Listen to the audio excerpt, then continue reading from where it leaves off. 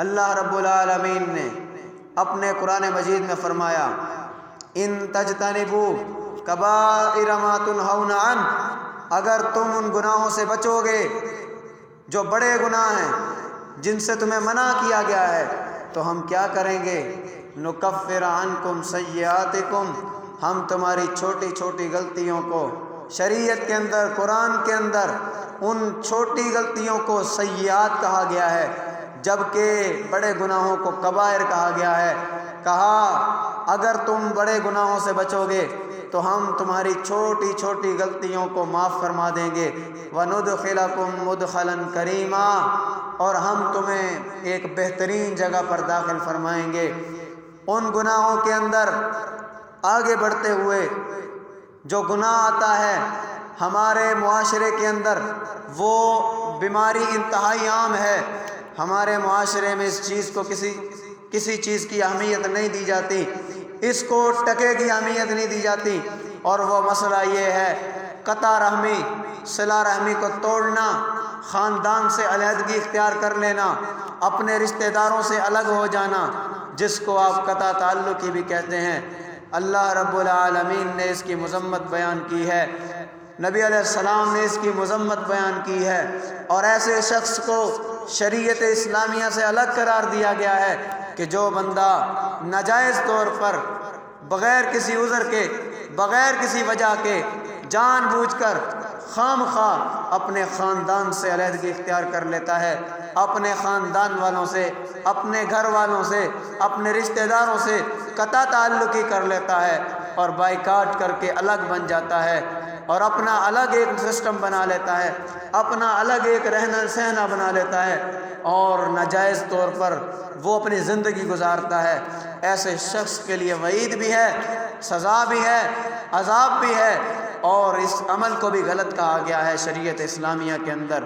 میرے بھائیوں، قطع تعلقی ایک انتہائی بڑا جرم ہے۔ اللہ رب العالمین نے قرآن مجید کے اندر فرمایا، آپ ہر خطبے کے اندر یہ آیت سنتے ہیں، سورہ نساء کی آیت ہے پہلی۔ اللہ رب العالمین کیا فرماتا ہے؟ آئیں سنیں اور اپنے دلوں سے اس بغض کو نکالیں۔ فرمایا یا ایھا الناس اتقوا ربکم الذی خلقکم من نفس واحدہ، اے لوگو اس اللہ سے ڈر جاؤ، اس اپنے رب سے ڈر جاؤ جس نے تمہیں ایک نفس سے پیدا کیا ہے، ایک جان سے پیدا کیا ہے۔ وہ ایک جان کون سی ہے؟ وہ آدم علیہ السلام کی جان ہے۔ ایک آدم علیہ السلام کو اللہ نے اپنے ہاتھ سے بنایا، حوا علیہ السلام کو ان کی پسلی سے پیدا کیا، اس کے بعد ساری کائنات کو اللہ رب العالمین نے آدم اور حوا کے ذریعے پیدا کیا۔ آگے ان کی اولادیں پیدا ہوئیں، اور آہستہ آہستہ دنیا کے اندر لوگ بڑھتے گئے، آبادیاں بڑھتی گئیں، اور اللہ فرماتا ہے اس رب سے ڈر جاؤ جس رب نے تمہیں ایک جان سے پیدا کیا ہے، ایک ہی نفس سے پیدا کرنے والا ہے۔ کتنی شاخیں بن جاتی ہیں، کتنے قبیلے بن جاتے ہیں، لیکن اگر ہم اپنی اصل پر غور کریں تو ہماری اصل تو ایک ہی ہے، ہماری جڑ، ہماری بنیاد، ہمارا اصل آنا ایک ہی جگہ سے ہے، ایک ہی جان سے ہے، اور وہ ہے آدم علیہ السلام کہ جن سے ہم پیدا ہوئے ہیں۔ کیا فرمایا؟ فرمایا ربکم الذی خلقکم من نفس واحدہ وخلق منہا زوجہا، اور اس سے ان کے جوڑے بھی پیدا کر دیے، وبث منہما رجالا کثیرا ونساء، اور اس سے بہت زیادہ مرد اور عورتوں کو زمین میں پیدا کر کے پھیلا دیا ہے۔ آج کائنات کی دنیا کے اندر جتنی زیادہ عوام رہتی ہے، جو پیدا ہوتا ہے، جو مرتا ہے، سب کس کی اولاد میں سے ہیں؟ آدم کی اولاد میں سے ہیں، چاہے وہ مسلمان ہو یا کافر ہو، چاہے وہ پاکستانی ہو یا ہندوستانی ہو، چاہے وہ پنجابی ہو یا سندھی ہو، چاہے کسی قوم سے تعلق رکھتا ہو، چاہے کسی مسلک سے تعلق رکھتا ہو، ایک ہی نسل کی ہم جڑی بوٹی کے اندر سے پیدا ہونے والی ہے انسان۔ یہ ساری مخلوقات انسان نما جو ہمیں نظر آتی ہیں، آدم علیہ السلام سے ہمیں پیدا کر کے اللہ سبق دیتا ہے کہ تمہاری اصل بنیاد تو ایک ہی ہے۔ جس نے اس بنیاد کو پیدا کیا اس رب سے ڈر جاؤ، اور اس رب سے بھی ڈر جاؤ۔ واتقوا اللہ الذی تساءلون بہ والارحام، اور اللہ سے ڈر جاؤ کہ جو اللہ جس کے نام پہ تم ایک دوسرے سے سوال کرتے ہو۔ آج فقیر آتا ہے، ایک گھر پہ دروازہ کھٹکھٹاتا ہے اور کہتا ہے اللہ کے نام پہ ایک روٹی کا سوال ہے، اللہ کے نام پہ مجھے کچھ کھلا دو۔ یہ مانگنے والا کس کے نام پہ مانگ رہا ہے؟ اللہ کے نام پہ مانگ رہا ہے۔ اللہ نے کہا جس اللہ کے نام پہ مانگتے ہو اس اللہ سے ڈر جاؤ۔ والارحام، اور رشتہ داریوں کو توڑنے سے بھی ڈر جاؤ، رشتہ داریوں کے نام پہ سے بھی بچ جاؤ۔ اللہ کے نام پہ رشتہ داریاں بناتے ہو پھر اس کو توڑ دیتے ہو، اس چیز سے اجتناب کرو، کیونکہ رشتہ داری توڑنا اللہ کو بھی پسند نہیں ہے۔ صحیح بخاری کی حدیث کے مطابق اللہ رب العالمین فرماتے ہیں، نبی علیہ السلام نے فرمایا، حدیث قدسی بیان کی ہے کہ یہ رحم مجھ میں سے ہے، یعنی رحمان سے رحم ہے، اور رحم لوگوں کے درمیان میں نے تقسیم کر دیا ہے۔ تمہاری آپس کی محبت ساری رحم کہلاتی ہے، اور جتنا تم ایک دوسرے سے رحم کرو گے، رحمان میری صفت ہے تو رحم بھی میرے نام سے نکلا ہے، میری صفت سے نکلا ہے، میں ملانے والا ہوں، اس لیے تم ایک دوسرے سے آپس میں ملا کرو۔ پیارے پیغمبر علیہ السلام نے فرمایا، بخاری مسلم کی حدیث ہے، حدیث میں نے آپ کے سامنے پہلے پڑھی ہے، فرمایا لا يدخل الجنت قاطع ارحام، یا قاطع رحم کا بھی لفظ آیا ہے، فرمایا جو رشتہ داریوں کو توڑے وہ جنت میں کبھی بھی نہیں جا سکتا۔ جنت میں جانے کا اپنے آپ کو ممکن بنانا ہے، اپنے آپ کو داخل کرنا چاہتے ہو تو دنیا کے اندر رہتے ہوئے ناجائز طور پہ رشتہ داریوں کو نہ توڑو، اپنے خاندان سے علیحدگی اختیار نہ کرو۔ اللہ رب العالمین نے اس چیز کا حکم سورہ محمد کے اندر بھی دے دیا، فَهَلْ عَصَيْتُمْ إِن تَوَلَّيْتُمْ أَن تُفْسِدُوا فِي الْأَرْضِ وَتُقَطِّعُوا ارحامکم، فرمایا کیا یہ بات قریب نہیں ہے کہ جب تم زمین کے اندر فساد کرنے لگ جاؤ، جب تم دین اسلام سے ہٹ جاؤ گے تو تم زمین کے اندر فساد کرنے والے بن جاؤ گے، اور تم اپنی رشتہ داریوں کو بھی کاٹ دیا کرو گے۔ فرمایا کہ تم اپنی رشتہ داریوں کو بھی کاٹنے والے بن جاؤ گے۔ اس کا کیا مطلب ہوا کہ جو شریعت سے روگردانی کرتا ہے وہ رشتہ داریوں کا بھی خیال نہیں رکھتا۔ تو لہٰذا رشتہ داریوں کو آپس میں جوڑنا، صلہ رحمی کرنا، یہ انتہائی ضروری امر ہے۔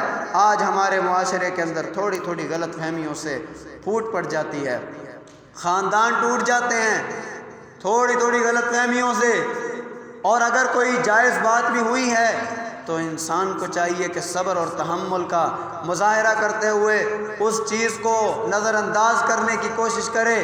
اگر نظر انداز نہیں کر سکتا تو کم از کم اسے پیار محبت سے مذاکرات کے ذریعے، صلح صفائی کے ذریعے آپس میں نمٹانے کی کوشش کرے۔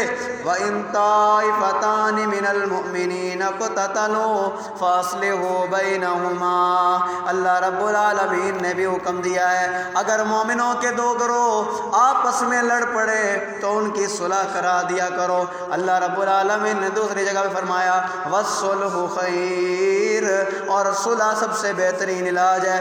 صلح یہ آپس میں مل جانا، اکٹھے ہو جانا، شیر و شکر ہو جانا، یہ بہترین طریقہ ہے، بجائے اس کے کہ معاشرے کے اندر ایک دوسرے کے لیے نفرت ہو۔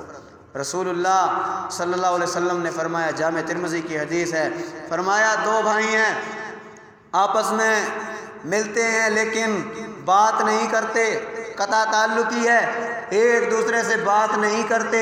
فرمایا 3 دن سے زیادہ کسی مسلمان کے لیے جائز نہیں کہ وہ اپنے کسی بھائی سے قطع تعلقی رکھے، سوائے یہ کہ کوئی جائز بات ہو، کوئی دین کی بات ہو، کوئی دین کی وجہ سے قطع تعلقی ہو، اس کا مذہب اور ہو، وہ دین اسلام سے تعلق نہ رکھتا ہو، چہ جائے کہ وہ کوئی مسلمان ہو، اس سے قطع تعلقی جائز نہیں ہے۔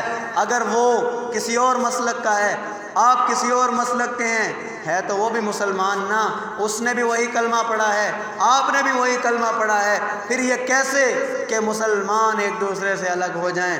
فرقہ بندی ہے کہیں اور کہیں ذاتیں ہیں، کیا زمانے میں پنپنے کی یہی باتیں ہیں۔ علامہ اقبال نے اس وقت مسلمانوں کی نبض کو سمجھا تھا اور کہا تھا آج مسلمان الگ ہو گئے، ایک دوسرے سے ٹوٹ گئے، اس کی وجہ یہ ہے کہ ہم نے چھوٹی چھوٹی چیزوں کو اپنی انا کا مسئلہ بنا لیا ہے۔ قطع تعلقی انسان کے لیے جائز نہیں ہے۔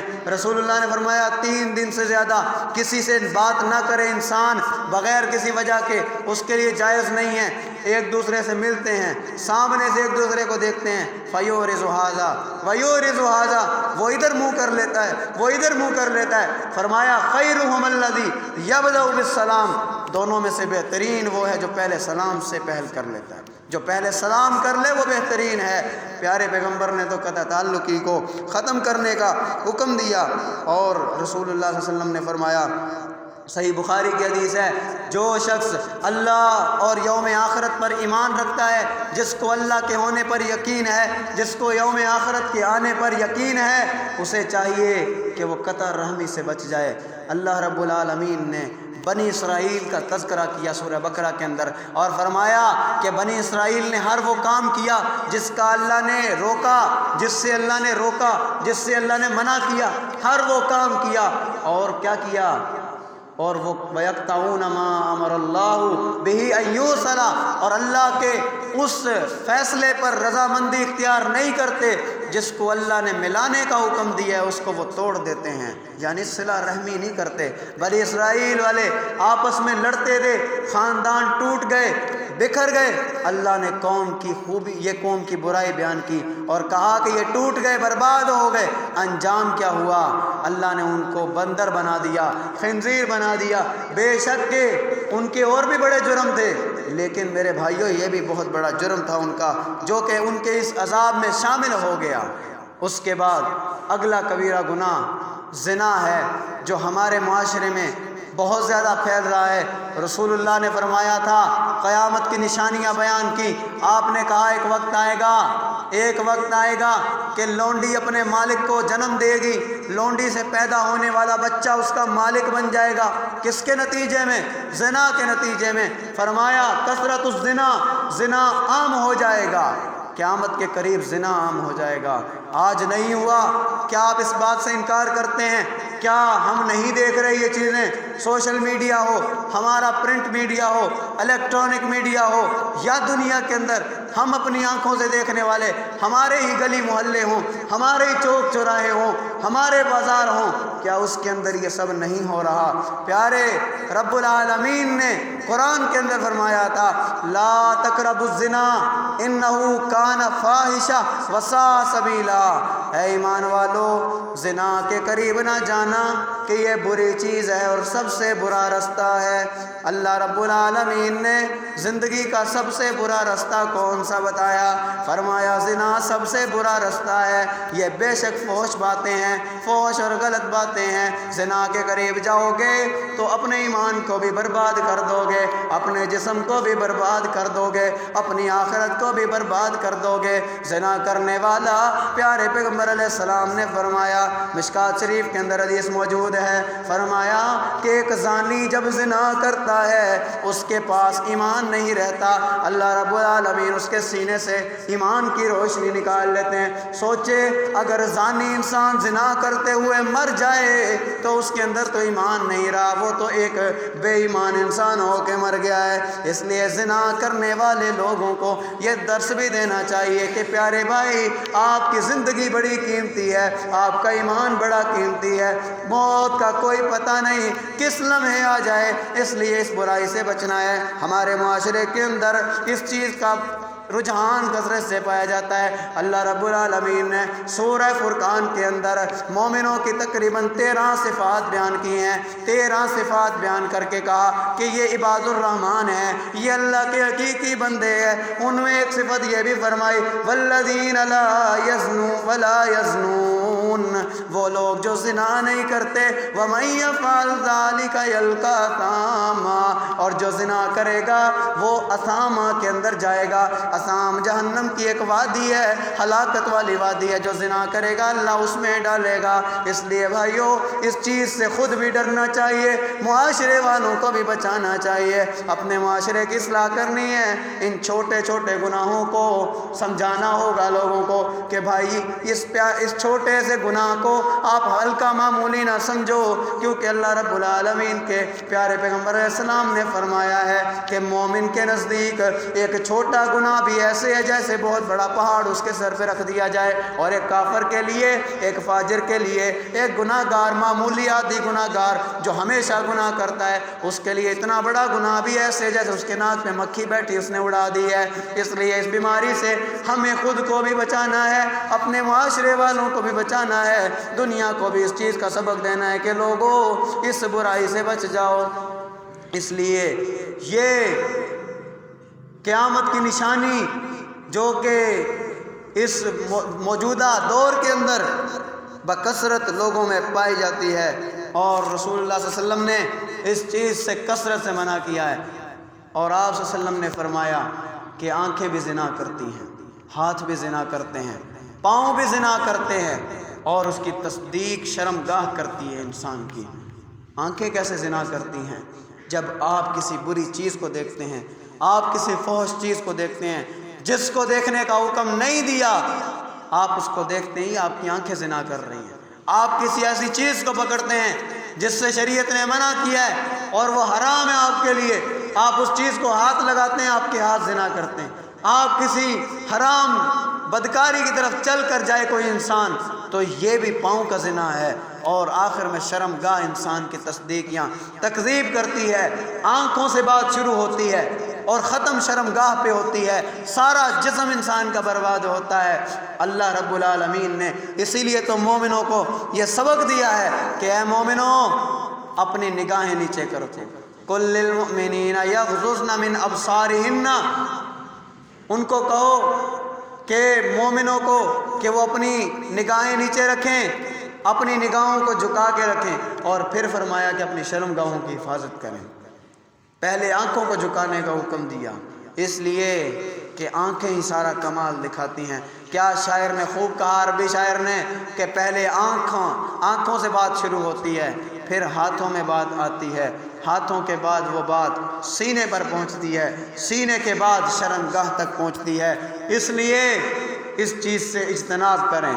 اس کے بعد اگلا گناہ جو کہ معاشرے کے اندر قیامت کی نشانی بنتا جا رہا ہے، اور پیارے پیغمبر نے بھی اس کو قیامت کی بڑی نشانیوں میں سے بتایا تھا، وہ یہ ہے کہ والدین کے ساتھ نافرمانی، ان کے احکامات کی خلاف ورزی کرنا۔ آج ہمارے موجودہ وقت کے اندر اور گزشتہ کئی عرصے سے لوگوں کے اندر یہ رجحان آ گیا ہے، والدین کی نافرمانی کرنا، اولادیں بگڑ جاتی ہیں، نسلیں خراب ہو جاتی ہیں، والدین پچھتاتے ہیں کہ کاش ایسی اولاد مجھے نہ ملی ہوتی، لیکن اب کچھ نہیں کر سکتے۔ میرے بھائیوں، جن کے والدین موجود ہیں ان کو قدر کرنی چاہیے، ان کو احساس ہونا چاہیے کہ میرے والدین میرے لیے زندگی میں کیا کرتے ہیں، اور والدین کو بھی احساس ہونا چاہیے کہ میں اپنی اولاد کو کیا سکھا رہا ہوں، تاکہ کل جب یہ اولاد بڑی ہو جائے تو میری نافرمانی نہ کرے۔ اور اولاد کو چاہیے کہ وہ اپنے والدین کی نافرمانی نہ کرے۔ کیونکہ یہ میرا حکم نہیں، یہ کسی مفتی کا حکم نہیں، یہ کسی علامہ کا حکم نہیں، یہ کسی وقت کے مفسر کا حکم نہیں، ارے یہ تو اللہ کا حکم ہے۔ نبی نے بھی حکم دیا تو اللہ کے حکم سے دیا ہے، کیونکہ نبی بھی اس وقت تک بات نہیں کرتے جب تک اللہ نہ کہے، اور اللہ نے حکم دیا ہے۔ جاؤ کھول لو سورہ بنی اسرائیل 15واں سے 12، اللہ نے فرمایا وَقَضَىٰ رَبُّكَ أَلَّا تَعْبُدُوا إِلَّا إِيَّاهُ، اور تیرے رب نے فیصلہ کر دیا ہے کہ اللہ کے علاوہ کسی کی عبادت نہیں کرنی، وَبِالْوَالِدَيْنِ إِحْسَانًا، اور اپنے والدین کے ساتھ احسان کرنا ہے۔ سوچیں کہ اللہ رب العالمین نے اپنی عبادت کے بعد والدین کے معاملات کا درس دیا۔ اگر آپ حقوق اللہ کے بعد حقوق العباد میں آئیں، یعنی بندوں کے حقوق میں آئیں، مخلوقات کے حقوق میں آئیں، تو انسان کے اوپر سب سے پہلا حق اللہ کے نبی کے بعد اپنے والدین کا ہے، حتیٰ کہ پڑوسیوں سے بھی زیادہ، اولاد سے بھی زیادہ حق جو ہے انسان کے اوپر اپنے والدین کا ہے۔ اگر انسان کے پاس ایک طرف اولاد ہو، ایک طرف والدین ہو، تو انسان کو چاہیے اپنے والدین کو منتخب کرے۔ کیوں؟ آج وہ دنیا کے اندر اگر موجود ہے، اس کا وجود ہے، کوئی اس کو اس کے نام سے جانتا ہے، کوئی اگر اس کے نام کو پہچانتا ہے، تو اس کا سبب اس کے والدین ہیں۔ اگر والدین ہیں تو انسان ہے، اگر والدین نہ ہوتے تو انسان نے کہاں سے وجود پذیر ہونا تھا؟ فرمایا اللہ نے یہ فیصلہ لکھ دیا ہے، تیرے رب نے یہ فیصلہ کر دیا ہے۔ قضا کا مطلب ہوتا ہے فیصلہ کرنا، حکم دینا۔ اللہ نے حکم دیا ہے کہ اللہ کے علاوہ کسی کی عبادت نہیں، اور اس کے بعد والدین کے ساتھ احسان کرنا ہے۔ احسان کس طرح کرنا ہے؟ اگر تیری زندگی کے اندر بوڑھے ہو جاتے ہیں، ضعیف ہو جاتے ہیں، کمزور ہو جاتے ہیں، بازو ساتھ نہیں دیتے، اب کیا کرنا ہے؟ آپ نے جھڑکنا نہیں ہے، آپ نے نرمی کرنی ہے۔ اما یبلغن عندک الکبر احدہما او کلاہما فلا تقل لہما اف ولا تنہرہما وقل لہما قولا کریما۔ آپ کے پاس اگر وہ آتے ہیں، بوڑھے ہیں، بوڑھی حالت کے اندر ہیں، چاہے ماں بوڑھی ہے، باپ جوان ہے، یا چاہے دونوں بوڑھے ہیں، آپ نے دونوں کا ساتھ دینا ہے۔ آپ نے بازو نچا نچا کے بات نہیں کرنی، آنکھیں مٹکا مٹکا کے بات نہیں کرنی، اپنے قول کو نرم رکھنا ہے، اپنی بات کو نرم رکھنا ہے، سختی نہیں کرنی، انہیں گالی بھی نہیں دینی۔ ارے گالی کا حکم کس نے دیا ہے؟ فرمایا لا تقل لہما اف ولا تنہرہما، ان کو تو اف بھی نہیں کہنا۔ اف امی جی یہ کیا کہہ دیا آپ نے، اف بھی نہیں کہنا، ان کو تو ذرہ برابر بات نہیں کرنی۔ بھائیو، آج ہم سب سمیت پوری امت کا یہ حال ہے، جس کے والدین ہیں وہ تنگ ہے اپنے والدین سے، کیوں بیزار ہوتا ہے، اور جس کے نہیں ہے وہ پچھتاتا ہے کہ کاش میں نے اپنے والدین کی قدر کیوں نہیں کی۔ جب یہ نعمت ہوتی ہے انسان کو قدر نہیں ہوتی، جب یہ نعمت چھن جاتی ہے تو پھر قدر بھی آ جایا کرتی ہے۔ لیکن اللہ نعمت بھی ایک دفعہ دیا کرتا ہے، زندگی میں قیمتی نعمتیں صرف ایک دفعہ ملی کرتی ہیں۔ والد ایک دفعہ ملتا ہے، والدہ ایک دفعہ ملتی ہے، چاہے انسان کا باپ دوسری شادی کر لے، لیکن وہ ماں کا پیار نہیں مل سکتا جو پہلی ماں جس سے وہ پیدا ہوا، جس کی کوکھ سے جنم لیا، وہ پیار نہیں پا سکتا۔ والد اگر فوت ہو جائے، ماں دوسرا نکاح کر لے، وہ والد کا پیار نہیں مل سکتا جو پہلے باپ نے، جس کے وہ نطفے سے پیدا ہوا، جس کی ہڈی پسلی سے پانی نکلا اور اس سے پیدا ہوا، وہ پیار محبت نہیں پا سکتا انسان اپنے اس ستیلے باپ سے۔ اس لیے جو زندگی میں قیمتی نعمتیں ہیں ان میں والدین بھی شامل ہیں۔ پیارے پیغمبر نے فرمایا، سنن ترمذی کی حدیث ہے، فرمایا رضا اللہ فی رضا الوالدین و سخط اللہ فی سخط الوالدین۔ فرمایا اللہ کی رضا والدین کی رضا میں ہے، رب کی نافرمانی کرنا، رب کی ناراضگی والدین کی ناراضگی میں ہے۔ ماں باپ راضی ہیں تو اللہ بھی راضی ہے، ماں باپ ناراض ہیں تو اللہ بھی ناراض ہے۔ ہاں، شریعت کے امور میں والدین کی نافرمانی جائز ہے۔ سیدنا ابو ہریرہ رضی اللہ تعالیٰ عنہ نے اپنی والدہ کو اسلام کی دعوت دی، وہ اسلام نہیں لائی، آپ گھر چھوڑ کے نکل گئے۔ آپ نے کہا اماں میں بجائے اس کے کہ تیرے ساتھ کوئی بحث کروں، اس سے اچھا میں جا رہا ہوں، میں گھر میں نہیں بیٹھوں گا۔ والدہ نے کہا چلا جائے گا، میں کچھ نہیں کھاؤں گی پیوں گی، میں بھوکی مر جاؤں گی۔ کہا اماں اگر تو اسلام لے کر آتی ہے تو میں تیرے ساتھ ہوں، ورنہ میں تیرے ساتھ نہیں رہوں گا۔ پیارے پیغمبر کے پاس روتے ہوئے گئے، کہا یا رسول اللہ میری ماں، اس کے لیے دعا کر دو، اللہ اس کو اسلام کی ہدایت دے دے۔ پیارے پیغمبر نے دعا کر دی، کہا گھر جاؤ ابو ہریرہ گھر گئے، دروازہ کھٹکھٹایا، پانی گرنے کی آواز آئی، کہا رکو ابو ہریرہ تھوڑی دیر رک جاؤ، میں کھولتی ہوں دروازہ۔ غسل کیا ماں نے، کپڑے پہنے باہر نکلی اور دیکھتے ہی کہا ابو ہریرہ میں اسلام قبول کر چکی ہوں، میرے دل میں اسلام کی محبت آ چکی ہے، اور ماں باپ کے ساتھ حسن سلوک کتنا کرنا ہے۔ وَوَصَّيْنَا الْإِنسَانَ بِوَالِدَيْهِ إِحْسَانًا حَمَلَتْهُ أُمُّهُ كُرْهًا وَوَضَعَتْهُ كُرْهًا۔ اس کی ماں نے اس کو اٹھا کے رکھا اپنے پیٹ کے اندر، بچہ جب پیٹ کے اندر آ جاتا ہے کتنا عرصہ انسان اپنی ماں کے پیٹ میں رہتا ہے۔ اللہ نے فرمایا ہم نے انسان کو والدین کے ساتھ احسان کرنے کی وصیت کی ہے۔ وصیت کون کرتا ہے؟ جو انسان فوت ہو رہا ہوتا ہے اپنی اولاد کو وصیت کر کے جاتا ہے، اللہ نے وصیت کی ہے، اور جب اللہ وصیت کرے اس کا مطلب ہوتا ہے کہ اللہ اس بات کا حکم دے رہا ہے، سختی کے ساتھ اس بات کا حکم دے رہا ہے۔ پیارے پیغمبر علیہ السلام کی حدیث ہے، صحیح بخاری کے اندر موجود ہے، فرمایا ایک دن صحابہ کرام کو، اے صحابہ کیا میں تمہیں کبیرہ گناہوں کا نہ بتاؤں؟ کیا تمہیں کبیرہ گناہوں کے بارے میں نہ بتاؤں تاکہ تم اس سے بچ جاؤ؟ صحابہ نے کہا بلا یا رسول اللہ، کیوں نہیں اللہ کے رسول، بتاؤ کبیرہ گناہ کون سے ہیں؟ پیارے پیغمبر نے فرمایا کہ تم سب سے پہلے بتایا گناہ کہ تم اللہ کے ساتھ شرک کرو، یہ کبیرہ گناہ ہے جس کی معافی نہیں ہے، اور دوسرا گناہ فرمایا اس کے بعد اگلا کبیرہ گناہ جس سے تمہیں بچنا ہے، ضرور بھی ضرور بچنا ہے، وہ عقوق الوالدین، والدین کی نافرمانی ہے۔ والدین کی نافرمانی سے بچ جاؤ، یہ کبیرہ گناہ ہے، اور والد ناراض ہو جائے، ماں ناراض ہو جائے تو یقین جانیں کہ انسان کی زندگی کا کوئی ٹھکانہ نہیں ہے، چاہے انسان اپنی زندگی میں کتنا اونچا کیوں نہ ہو جائے، لیکن وہ سمجھیں کہ در در کے دھکے کھانے پر مجبور ہے۔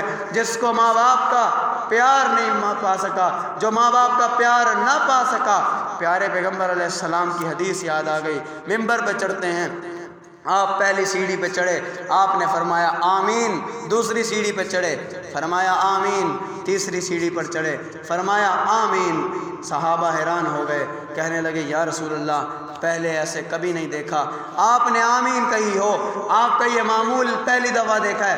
آپ نے فرمایا ان تینوں کے واقعات بیان کیے، اور کہا جب میں دوسری سیڑھی پر چڑھا تو جبریل میرے پاس آئے اور کہنے لگے، بد دعا دینے لگے، اللہ برباد کرے اس شخص کو جس کی زندگی میں اس کے والدین ملے، جس کو اس کے والدین زندگی میں میسر ہوئے، جوانی میں بھی بڑھاپے میں بھی اس کو اس کے والدین کی نعمت میسر ہوئی، لیکن وہ اپنے والدین کے ساتھ حسن سلوک نہ کر سکا، زندگی نہ بنا سکا، اپنی آخرت نہ سنوار سکا، ایسا بندہ اللہ کرے ہلاک ہو جائے۔ تو مجھ محمد نے بھی کہا آمین، اگر جبریل بد دعا کرے تو میں بھی بد دعا کروں گا اس کے لیے، کیونکہ جبریل اللہ کے حکم سے بد دعا کر رہا ہے اور میں بھی اللہ کے حکم کا محتاج ہوں۔ پیارے بھائیوں، اس سے ہمیں سمجھ لینا چاہیے، اس چیز میں ہمارے لیے اشارہ کافی ہے کہ والدین جن کے موجود ہیں اللہ ان کو سلامت رکھے، اللہ ان کو صحت والی زندگی عطا کرے، اور دعا کون سی کرنی ہے والدین کے لیے یہ بھی سنتے جائیں، اپنے والدین کے لیے دعا کریں، قُل رَبِّ ارْحَمْهُمَا كَمَا رَبَّيَانِي صَغِيرًا، رَبِّ ارْحَمْهُمَا كَمَا رَبَّيَانِي صَغِيرًا، رَبِّ ارْحَمْهُمَا كَمَا رَبَّيَانِي صَغِيرًا۔ اے اللہ ان دونوں پر رحم فرما جس طرح انہوں نے مجھے بچپن کے اندر پالا، میں چھوٹا تھا، میں بستر پر پیشاب کر دیا کرتا تھا، میری ماں اس پیشاب والے بستر پر، اس بدبو والے بستر پر سو جایا کرتی تھی، مجھے خشک جگہ پر سلا دیا کرتی تھی۔ مشہور واقعہ ہے، آخری واقعہ بیان کروں اور اس کے بعد وقت پورا ہوا چاہتا ہے۔ ایک آدمی جو بڑا ہو گیا، اس نے اپنی والدہ کو بیزاری کا اظہار کیا، والدہ سے بیزار ہو گیا، والدہ کو کہنے لگا میں آپ سے الگ ہونا چاہتا ہوں، آپ ایسا کریں ایک الگ گھر لے کرائے پر اور آپ اس کے اندر رہیں، یا پھر میں الگ گھر لے لیتا ہوں آپ اس گھر میں رہیں۔ والدہ نے کہا چلو ٹھیک ہے کر لیتے ہیں ایسے، لیکن مجھے کچھ چاہیے۔ کہا کتنے پیسے چاہیے؟